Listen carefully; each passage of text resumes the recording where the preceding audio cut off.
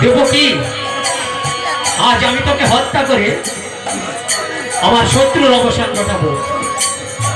দেবকী বলছে, দাদা দাদা গো, আপনি কেন আমাকে হত্যা করবেন দাদা? বসুদেব বলছে, দাদা আপনি দেবকীকে হত্যা করবেন না দাদা। কি, যার গর্ভের অষ্টম সন্তান আমার প্রাণ হরণ করবে আর আমি তাকে বাঁচিয়ে রাখবো? দাদা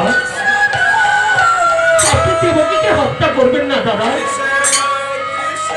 হত্যা করা যে মহাপাপ, হোক সে পাপ, তবু আমি একবার হত্যা করে আমার সকল শত্রুর অবসান ঘটাবো।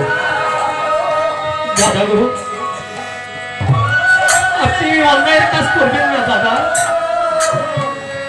আপনি দেবকীকে